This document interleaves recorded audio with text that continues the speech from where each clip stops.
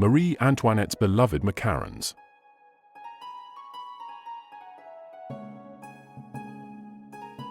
In the elegant courts of 18th century France, where opulence and decadence were the hallmarks of royal life, there existed a delicate confection that captivated the palates of the elite, a small, almond-based treat that symbolized the indulgence of a fading era.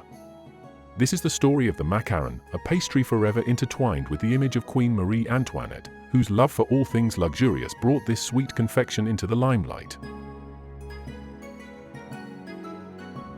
Our journey, however, begins long before Marie Antoinette ever took the French throne, with a mysterious history that stretches back centuries.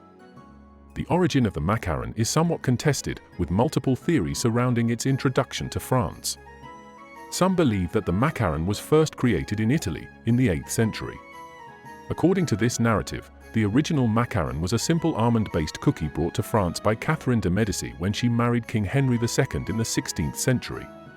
Accompanied by her team of Italian pastry chefs, Catherine is said to have introduced the French court to this exquisite almond meringue, which was known as macaron in Italy. Over time, the name evolved into the French macaron. But another origin story suggests a different path for this delicate treat.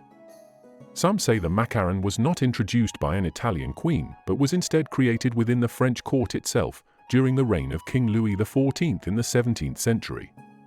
According to this version, two chefs, Pierre Desfontaines and Claude Gerbet, were credited with crafting the macaron as we know it today, a light, airy cookie made from ground almonds, sugar, and egg whites, with a crisp exterior and a soft, chewy center. Whichever version one subscribes to, it is clear that by the time Marie Antoinette reigned as queen, the macaron had firmly taken root in French culinary tradition. In its early incarnations, however, the macaron was much simpler than the delicate, colorful treats we recognize today. There was no buttercream or ganache, no vivid rainbow of hues.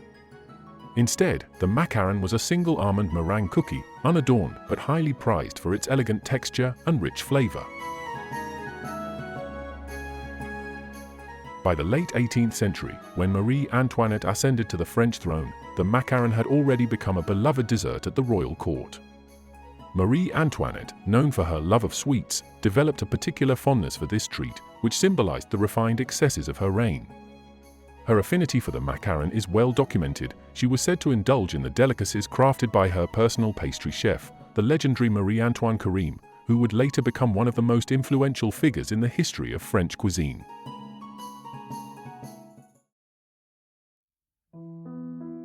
It was during Marie Antoinette's time at Versailles that the macaron truly evolved. The court of Versailles was an epicenter of luxury and excess, and nowhere was this more apparent than in the royal kitchen.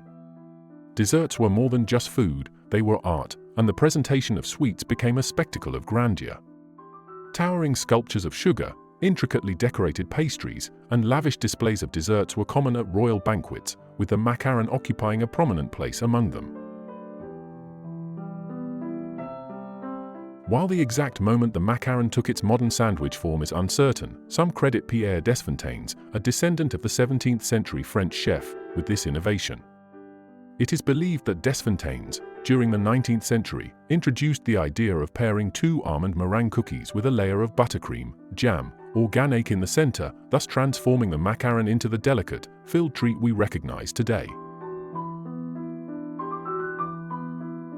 Marie Antoinette's love for macarons, however, came at a time when France itself was hurtling toward revolution.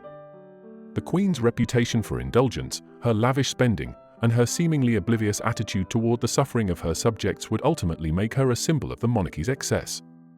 As the French people starved, stories of Marie Antoinette's love for sweets, including macarons, only fueled public resentment. She has been unfairly attributed with the phrase, "let them eat cake," though there is no historical evidence she ever said those words. Nonetheless, the macaron, a symbol of royal indulgence, became yet another emblem of the widening chasm between the monarchy and the people. When the French Revolution erupted in 1789, the royal family was imprisoned, and by 1793, both Louis XVI and Marie Antoinette were executed by guillotine. The fall of the monarchy marked the end of an era, and with it, the macarons' association with the royal court. But like many aspects of French culture, the macaron would survive the Revolution and continue to evolve in the years that followed. In the 19th century, the Parisian bakery Ladurée played a crucial role in cementing the macaron's place in French patisserie. It was here that Pierre Desfontaines, who was both a visionary chef and a descendant of the famous chefs of the 17th century, perfected the macaron. Ladurée's macarons became famous for their wide variety of flavors and their delicate texture, a perfect blend of crisp outer shell and soft, chewy interior. Ladurée's colorful macarons, often displayed in elegant, pastel-colored boxes, became an iconic symbol of French patisserie. Today, Ladurée remains one of the most famous purveyors of macarons in the world, attracting visitors from all corners of the globe who wish to experience a taste of French culinary history. Over time, the macaron has become far more than just a French dessert. It has transcended its origins to become a global phenomenon, with pastry chefs around the world creating their own variations of this beloved treat. From classic flavors like pistachio and raspberry to inventive combinations like lavender and matcha, the macaron has proven itself to be endlessly adaptable while retaining its essence as a symbol of refinement and elegance.